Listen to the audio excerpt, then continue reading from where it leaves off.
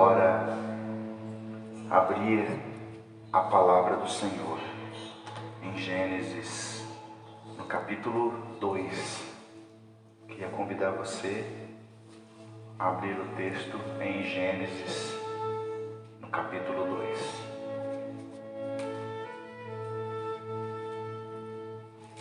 Nós estamos iniciando uma série de pregações e essa série se chama Conexões.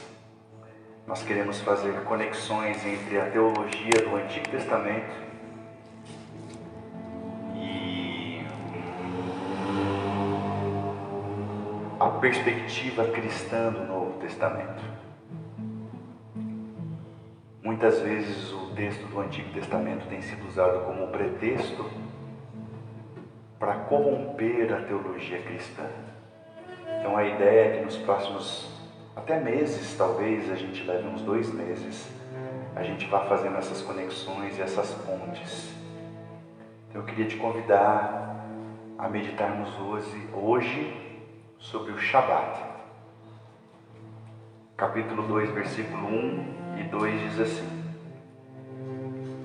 Assim foram concluídos os céus e a terra, e tudo o que neles há. No 7º dia, Deus já havia concluído a obra que realizara, e nesse dia descansou. Abençoou Deus o 7º dia e o santificou, porque nele descansou de toda a obra que realizara na criação. Que possamos viver o Shabat, que possamos encarnar o Shabat,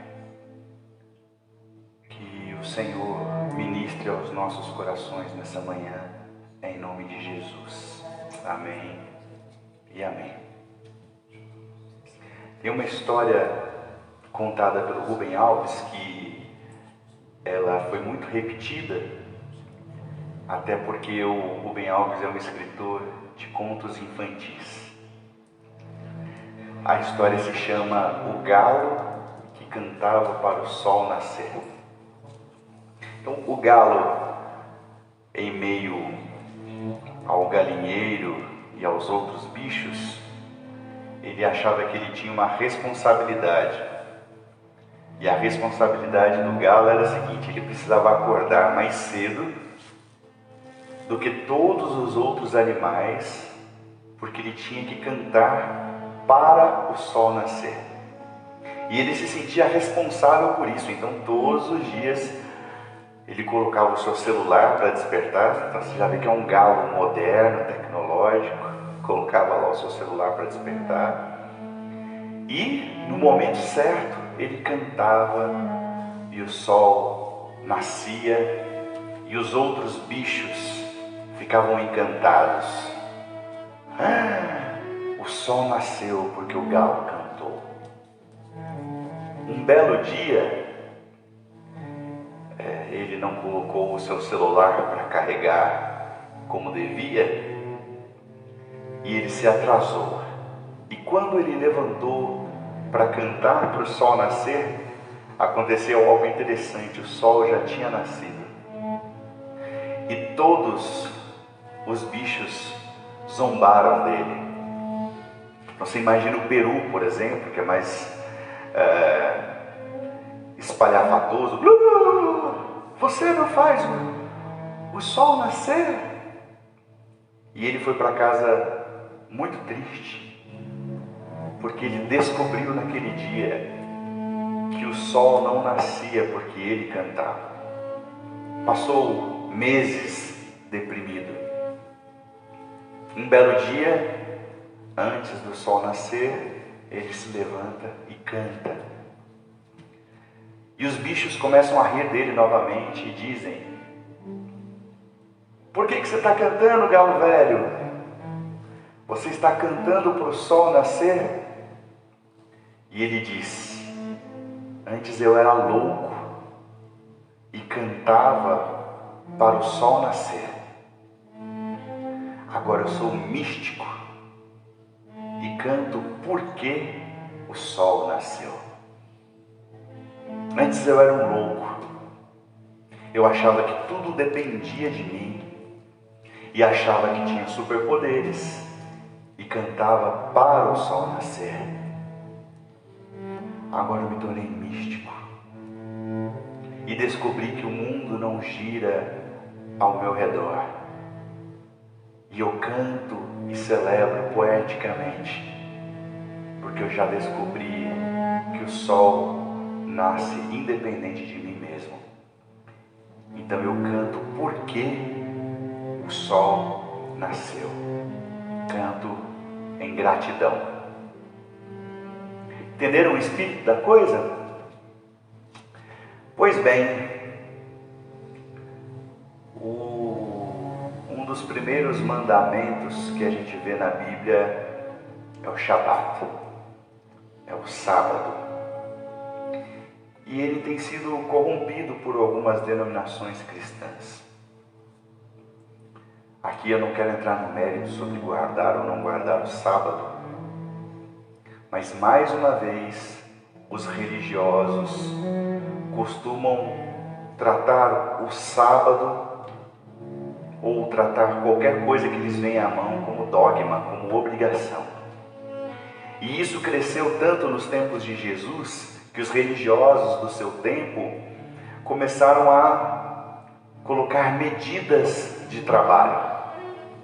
Então, por exemplo, um religioso nos tempos de Jesus, ele tinha uma quantia que ele podia caminhar. Então, se ele passasse de 1 quilômetro, 2 quilômetros, isso já caracterizava trabalho. Então, ele estava descumprindo o sábado. Um religioso nos tempos de Jesus tinha dentro do dogma um escape para que ele pudesse retirar o seu animal de um atoleiro de lama, caso o seu animal ficasse preso no atoleiro de lama. Se transformou em um dogma, se transformou em um rito, se transformou numa obrigação. Isso é muito comum entre os religiosos, porque não conseguem contemplar por meio da consciência, não conseguem fazer com que as leis do Senhor venham habitar dentro do seu coração. E o Senhor Jesus, ele já é o cumprimento da promessa do Antigo Testamento, que diz que o Senhor não escreveria mais as suas leis em tábuas de pedra, mas sim em corações de carne. E o sábado nada mais é do que o tempo do encontro com Deus. O rabino Abraham Heschel diz que sábado é como uma catedral no tempo. Ele diz que este período do sábado é como um período de encontro em que cessam as métricas dos 6 dias e no 7º dia você vive o tempo que não pode ser mensurado, o tempo da eternidade. Então é um tempo que não tem nem começo nem fim, ele é um tempo eterno, porque o tempo na presença de Deus, ele é um tempo eterno, ele é um tempo de profundidade, é um tempo em que nós deveríamos nos esquecer da métrica, nos esquecer dos minutos, nos esquecer das horas e contemplar, experimentar a presença de Deus. Isso é o Shabat. Assim deveria ser o Shabat, o tempo do encontro. No Shabat, Deus pediu que o povo observasse coisas importantes que dizem respeito à natureza humana, porque nós vivemos numa sociedade de galos doidos. O que é o galo doido? O galo doido é aquele que trabalha sem parar, é aquele que trabalha porque acha que se ele não trabalhar o sol não vai nascer. Então ele trabalha e trabalha e trabalha e trabalha, e ele busca dinheiro, ele busca dinheiro, ele busca dinheiro, ele busca dinheiro, e ele realmente acredita que se ele não trabalhar, as coisas não vão acontecer. Então, no Antigo Testamento, o Senhor determinou que não só os judeus não deveriam trabalhar, mas que também os seus filhos não deveriam trabalhar, nem os escravos deveriam trabalhar, e nem mesmo os estrangeiros deveriam trabalhar, porque senão era capaz do judeu querer guardar o sábado para si, mas continuar explorando outras pessoas. Então Deus separa o sábado, conforme o capítulo 2 que nós lemos. Ele santifica, então o sábado é um tempo santo, e ele abençoa o sábado, dizendo: olha, o sábado é o dia do encontro. Agora, esse sábado pode ser um sábado literal. Eu posso separar o meu dia do sábado para me encontrar com Deus. Mas se eu trabalho no dia de sábado, o meu sábado pode ser o domingo, em que eu separo esse tempo para o encontro, em reservar o meu coração. Ou pode ser uma segunda, uma terça-feira, quem sabe, não sei. Mas é o tempo do descansar na presença de Deus. Isso é tão sério, irmãos, que o Senhor separa não somente o sábado dos dias, mas o sábado dos anos. Então a terra em Jerusalém deveria produzir por 6 anos, mas no 7º ano deveria descansar, para que houvesse tempo suficiente para a terra se refazer de nutrientes e ela continuar frutífera. E se já não bastasse o sábado de anos, existe o ano do jubileu, que é o conjunto de 7 anos vezes 7, em que então aqueles que tinham acumulado deveriam partilhar com aqueles que não tinham acumulado, em que as terras eram redistribuídas para os seus antigos donos. Esse é o ano aceitável do Senhor.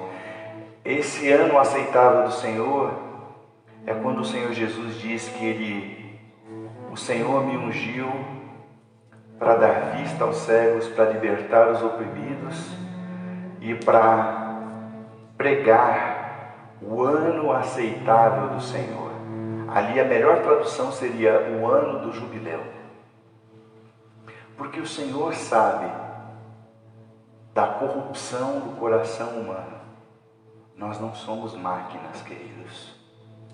Nós somos gente.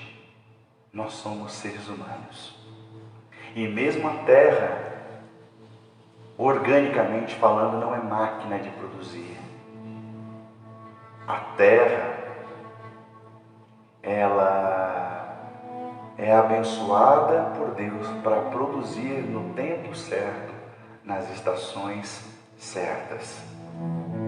Agora, no capítulo 1, fala um pouco mais sobre essa dinâmica do Shabá, mas é muito interessante como a lógica de Deus em relação ao tempo é um pouco diferente. O trecho que começa no capítulo 3, no versículo 3 do capítulo 1, Deus diz: haja luz, houve luz, passaram-se a tarde e a manhã, e foi o primeiro dia. Interessante, na lógica de Deus, não é manhã e tarde, é tarde e manhã. Depois, a partir do versículo 6, haja entre as águas um firmamento. Aí, versículo 8, ao firmamento Deus chamou o céu, passaram-se tarde e manhã. Mais uma vez, tarde e manhã. Perceba que na nossa dinâmica diária, a lógica é manhã e tarde. Mas na lógica de Deus é tarde e manhã. Versículo 9: ajuntem-se em um só lugar as águas que estão debaixo do céu. Deus viu que isso ficou bom, cubra-se a terra de vegetais. Versículo 13: passaram-se tarde e manhã, e este foi o terceiro dia. Depois do versículo 14: haja luminares no firmamento, governe o dia, separe a luz das trevas. Versículo 19: passaram-se a tarde e manhã, esse foi o quarto dia. E assim vai em toda a dinâmica desse texto lindo, dessa poética da criação. E aqui isso ensina algo importante para nós. O nosso dia é começar cedo, é de manhã, trabalhar até tarde, algumas vezes romper à noite. O que o texto está mostrando aqui, e isso é uma interpretação rabínica, é que na lógica de Deus não é manhã e tarde. O dia de Deus começa à tarde, é tarde, passa-se a noite, enquanto nós vamos dormir, Deus está fazendo o quê? Deus está trabalhando. Então, o dia de Deus começa à tarde, emenda pela noite, nós vamos dormir e Deus continua a trabalhar. E o fim do expediente de Deus é amanhã, tarde e manhã. E isso tem uma lógica profunda, queridos, porque se você for mesmo imaginar, a Bíblia fala no Salmo 127 que se o Senhor não vigiar a cidade, olha, é em vão o sentinela guardar. Se o Senhor não edificar a casa, trabalham em vão aqueles que edificam. E a beleza desse texto diz que aos seus amados Ele dá enquanto dormem. E é por isso que Ele diz: não andem ansiosos por coisa alguma, nem por aquilo que você vai comer, ou por aquilo que você vai vestir. Não andem ansiosos por coisa alguma, porque é o Senhor quem veste a erva do campo, é o Senhor quem cuida das aves. Então o Shabat é muito mais do que uma obrigação cerimonial. Shabat é um jeito de viver a vida confiando em Deus, confiando que Ele tudo fará se nós nos submetermos à sua vontade, confiando que aos seus amados Ele dá enquanto dormem, confiando que é Ele quem cuida das pequenas coisas e cuida de nós também. Shabat é uma atitude de coração. Shabat é entender que não é o nosso trabalho que resolve todas as coisas. E é interessante que a Bíblia não fala então que é por causa disso a gente não deve trabalhar. Porque olha, o Senhor Jesus diz que eu trabalho e o meu Pai também trabalha até agora. Então não é isso.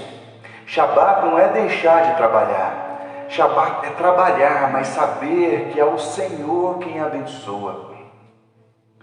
É saber que é o Senhor quem cuida, é o Senhor quem prospera. Essa semana eu ministrava o coração de uma pessoa que tem muitos problemas com dinheiro. E ela tem problemas com o dinheiro porque ela acredita que vai faltar. Então ela está sempre trabalhando, ela está sempre inventando uma coisa, ela está sempre fazendo um jeito de trabalhar mais, acorda muito cedo, vai dormir muito tarde, está perdendo a saúde, já não se alimenta direito, já não cuida da sua espiritualidade, porque ela está sempre muito ansiosa. E eu falei: por favor.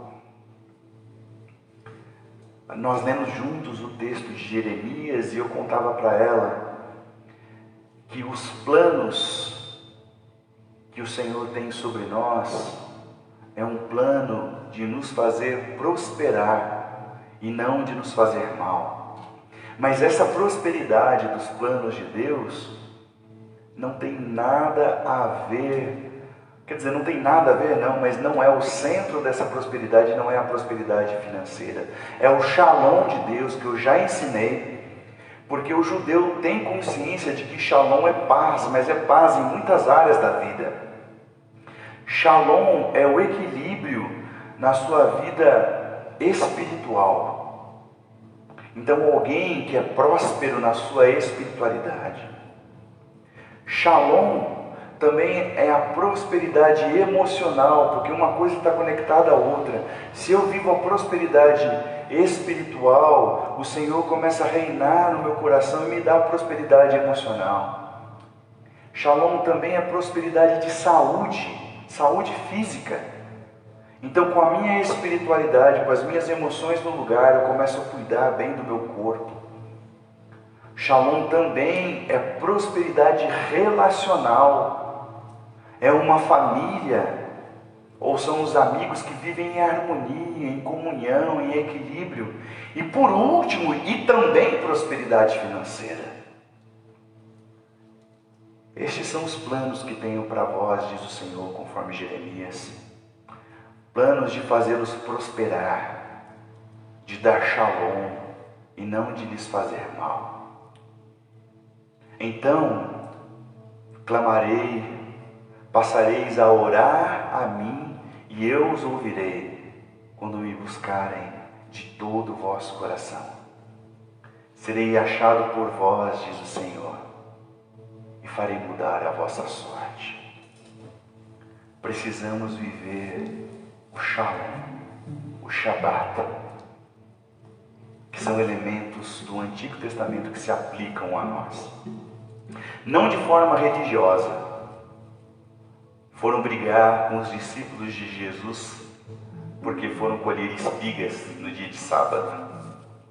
E o Senhor diz: eu sou o sábado, eu sou o Shabat, eu sou o Senhor do Shabat. Foram brigar com os discípulos de Jesus porque o Senhor curava no sábado. E ele fala: eu sou o Shabat, eu sou o Senhor do sábado. Então não é um rito, mas o Shabat é separar um tempo para que Deus, com o tempo eterno, venha reinar no nosso coração. Shabat é permitir que Deus reine na sua vida e acreditar que Ele cuida de você.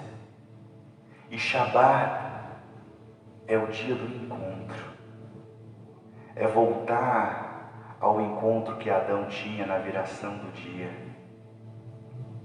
Shabat é isso, é o encontro com Deus. Que você possa viver o Shabat, o sábado de Deus, confiando que Deus há de te suprir em todas as coisas.